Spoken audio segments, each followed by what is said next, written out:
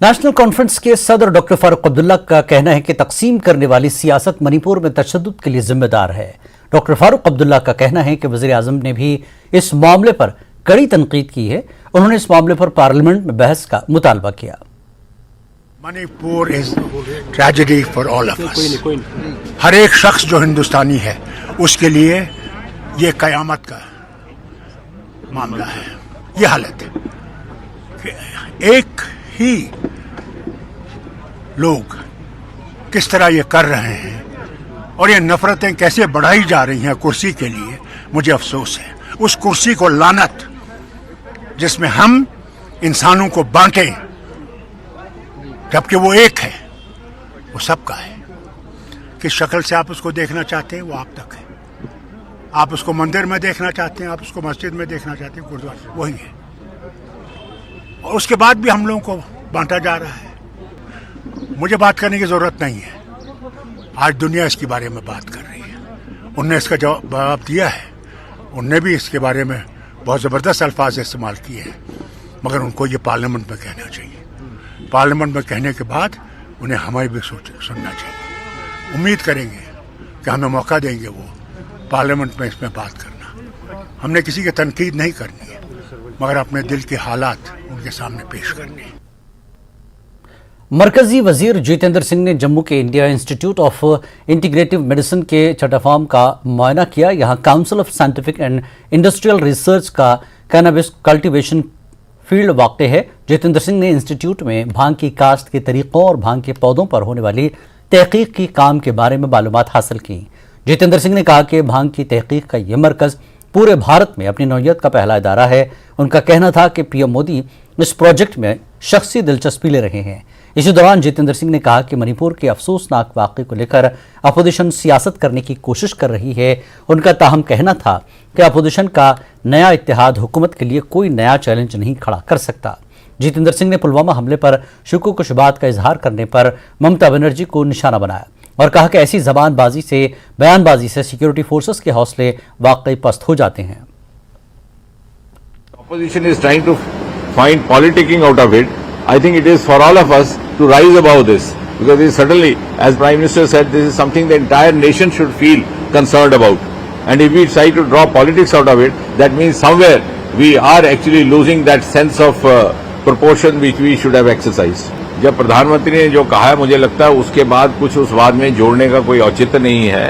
और उन्होंने बड़े स्पष्ट शब्दों में कहा, सारे देश ने सुना कि जो भी हुआ है उससे सारा देश शर्मसार है और किसी को बख्शा नहीं जाएगा। The whole of the nation is aware of what happened in Pulwama and the manner this was avenged also by this government. Instead of taking pride in that, we are trying to denigrate our forces, our nationalist sentiment, and above all, the clear and sincere intent of Prime Minister Modi. Kashmir में Congress party के senior लीडरों, DCC, सुदूर और सरकर्दा कारकुनों की एक meeting Srinagar के party दफ्तर में मुनक्किद की गई, जिसकी सदारत पीसीसी सदर वकार रसूल वानी ने की। जम्मू कश्मीर में आइंदा अर्बन लोकल बॉडी इलेक्शन और पंचायती चुनाव पर मीटिंग में तफसीली तबादला ख्याल हुआ। वकार रसूल वानी ने पार्टी कारकुनों पर जोर दिया कि वो लोकल बॉडी, पंचायत, असेंबली और पार्लिमानी इंतखाबात के लिए तैयार हो जाए। इस दौरान जम्मू कश्मीर की मौजूदा समाजी व सियासी सूरत हाल भी जेर बहस रही। JKPCC के साबिक सदर पीरजादा मोहम्मद सईद, GN मोंगा, मोहम्मद अनवर भट्ट, श्रीनगर सुरेंद्र सिंह चन्नी ने भी इस इजलास से खिताब किया। मीटिंग का अनुमान जो है वो आने वाले जो इलेक्शंस हैं वो सारे ही ड्यू हैं। असेंबली का इलेक्शन में छठा साल हो गया, अभी तक हुए नहीं, लेकिन इलेक्शन किसी भी वक्त हो सकता है। उसकी तैयारी के बारे में पार्लियामेंट का इलेक्शन अगले 6-7 महीने में ड्यू है, वो भी होगा ही, उसकी तैयारी की बात है। इसी तरीके से म्यूनिसिपैलिटी और पंचायत इलेक्शंस है, उसकी तैयारी की बात है। तो सब डिस्ट्रिक्टों से 2-2, 3-3 जो सीनियर्स हैं उनने बात रखी और हमारा 6 अगस्त को एक कन्वेंशन है जिसमें हमने PRI सारे बुलाए, सरपंच, पंच, म्यूनिसिपल काउंसलर्स जो भी कांग्रेस के हैं, सबको हमने 6 अगस्त को एक टाइम दिया है, टेंटेटिव टाइम फिक्स किया है कि एक बहुत बड़ा कन्वेंशन होगा हमारा। Jammu Kashmir all alliance democratic party की तरफ से पार्टी हेड ऑफिस श्रीनगर में एक प्रेस कॉन्फ्रेंस का इनेकाद किया गया। रियासती सदर रकीब उर रशीद, जनरल सेक्रेटरी डॉक्टर ज़हूर कादरी, पार्टी के दीगर अरकान इस मौके पर मौजूद थे। जेके ऑल अलायंस डेमोक्रेटिक पार्टी जो 17 अगस्त को अपनी पहला योम तासीस मनाएगी, इसी मौके पर आइंदा ULV म्यूनसिपल, पंचायत और असम्बली इंतखाबात के लिए मैंडेट का ऐलान भी करेगी। लीडरों ने पार्टी की सरगर्मियों से मीडिया को वाकिफ कराया। 17 अगस्त जो आने वाला है, तो उस दिन हमारी पार्टी को 1 साल पूरा हो जाएगा। उस दिन हम एक बहुत बड़ा फंक्शन कर रहे हैं और जैसे कि हम 1 साल से लोगों के बीच में बोलते आ रहे हैं कि हम यूथ को आगे ले लेंगे, व्हाइट कॉलर पर्सन्स को आगे ले लेंगे, और रिसेंटली हमने एक मैंडेट अनाउंस किया है, who is the first KS of Jammu and Kashmir. तो 17 अगस्त तक हम सारे मैंडेट अपने अनाउंस करेंगे, काउंसलर्स की लिस्ट दे देंगे और लोग ये देखेंगे कि हमारी पार्टी ने जो वादे किए थे कि यहाँ के यूथ को मौका दिया जाएगा, व्हाइट कॉलर पर्सन्स को मौका दिया जाएगा और हमारी पार्टी में उनको जगह मिलेगी जिनका कोई भी पॉलिटिकल बैकग्राउंड नहीं होगा। तो उस वादे को मतलब पूरा करेंगे हम, ताकि लोगों के बीच में जो उन्होंने हम पे भरोसा किया हुआ है, और इस टाइम तक हमने 50,000 से ऊपर मेंबरशिप क्रॉस की है जम्मू कश्मीर में। तो हम 17 अगस्त को पूरे अपने मैंडेट्स जो 90 मतलब सीट्स पे हैं वो अनाउंस करने वाले हैं। बीजेपी OBC मोर्चा के स्टेट प्रेसिडेंट सुनील प्रजापति आज कुपवाड़ा पहुंचे, जहां पर उन्होंने वर्करों के साथ मीटिंग की। उन्होंने OBC और दीगर तबके के लोगों को दरपेश मसाइल के बारे में वर्करों से मुफस्सल जानकारी हासिल की और कहा कि वो OBC जुमरे के तहत लोगों के लिए हुकूमत की जानिब से जो स्कीमें चलाई जा रही हैं उससे इस्तिफादा करने के लोगों को तरकीब दी जाए। उनके हमरा सीनियर वर्कर भी मौजूद रहे। पसमंदा समाज है यहाँ पे, उनका हालचाल, कितनी स्कीमें यहाँ पे पहुँच रही हैं वो सारा पता करने आया था। लोगों के मसले क्या है, उनसे बातचीत हुई है और बड़ा कुछ सामने आया है कि यहाँ पे जो नुमाइंदे चुने गए हैं दूसरी हुकूमत के, वो कुछ उसमें हेर फेर कर रहे हैं और भेदभाव कर रहे हैं। तो मेरा यहाँ की जो हुकूमत है उनसे ये आग्रह है कि इस चीज़ को ध्यान में रखा जाए, क्योंकि सरकार की तरफ से जो फंड्स हैं वो सबके लिए बराबर दिए जाते हैं, उसमें कोई भेदभाव नहीं होना चाहिए कि ये हमारी पार्टी का या दूसरी पार्टी का है। हमने कोशिश करी इनको ये कन्विंस करने के लिए कि ये लोग जो है मुतहरिक हो जाएं और जो इस वक्त हमारे आने वाले टाइम में असम्बली की इलेक्शन तो बाद में होंगे कभी, लेकिन पंचायत और जो म्यूनसिपलिटी के इलेक्शन है उसमें OBC कम्युनिटी भरपूर के हिस्सा ले, अपने नुमाइंदों को चुने ताकि इनके काम हों और एक सिस्टमेटिक जो सरकार ने इनके लिए हुकूक रखे हैं, जो स्कीमें रखी, जो फ़ायदे हैं उनसे ज़्यादा लें और इनको जो पॉलिटिकल एक वैल्यू और पॉलिटिकल जो एक इनकी जो एक लीडरशिप है वो उभर के साथ। मरहूम गुलाम नबी सोगामी की 42वीं बरसी पर NC ने सोगाम ललाब में जलसा रखा। नेशनल कॉन्फ्रेंस की जानब से मरहूम को खराज अक़ीदत पेश किया गया। इनके मकबरे में फातिहा ख्वानी की गई।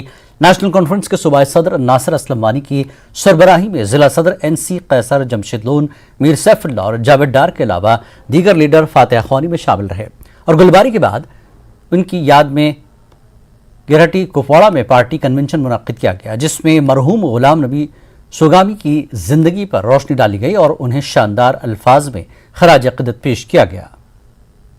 तक लोग उनको याद करते हैं। आज लोगों का इसरार था कि चूंकि उन्होंने पूरे ज़िले के लिए काम किया है, तो इसलिए ये ज़िला हेडक्वार्टर पे ही आज हम इसका जो है दुआए मजलिस और ये जलसा जो मुनक़्क़द करें, उस सिलसिले में आज यहाँ हम जमा हुए थे। मरहूम गुलाम नबी सोगामी साहब की याद में उनकी 42वीं बरसी पर हम यहाँ जमा हुए थे, उनके इसाल सवाब के लिए, और जो उन्होंने कारनामे किए हैं उन पे रोशनी डाली गई। और जहाँ तक ताल्लुक़ है आपके सवाल का कि लीडरशिप का, और इंशाअल्लाह रहमान यहाँ की पूरे ज़िले की मैं बात करूँगा, पूरे ज़िले की लीडरशिप मुतहद है और इंशाअल्लाह रहमान आने वाले वक्त में आप देखेंगे कि इस ज़िले से सिर्फ़ और सिर्फ नेशनल कॉन्फ्रेंस का ही झंडा बुलंद होगा। देखिए, जहाँ तक नेशनल कॉन्फ्रेंस का ताल्लुक है, जो मैंने अपनी तकरीर में भी कहा, नेशनल कॉन्फ्रेंस एक जमात ही नहीं, एक तहरीक है। लिहाजा डिलिमिटेशन कहाँ से कौन सा इलाका कहाँ गया उसकी हम परवाह नहीं करते हैं। अंजू नाम की एक हिंदुस्तानी लड़की अपने फेसबुक फ्रेंड से मिलने के लिए पाकिस्तान पहुंच गई। दर खैबर पख्तूनख्वा पहुंचकर अंजू ने नसरुल्लाह से मुलाकात की। बताया जा रहा है कि अंजू यूपी की रहने वाली है। नसरुल्लाह ने उसे बहला फुसलाकर पाकिस्तान बुला लिया। अंजू स्कूल टीचर थी। फिलहाल वो मेडिकल रिप्रेजेंटेटिव का काम कर रही थी। अंजू और नसरुल्लाह ने तस्दीक की है कि वो सोशल मीडिया पर मिले थे।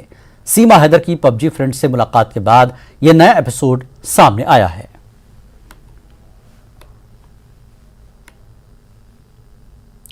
करगिल जंग के शुहदा की याद में हरिनिवास जम्मू में बाइक रैली निकाली गई। एसएसपी जम्मू चंदन कोहली ने रैली को झंडी दिखाई।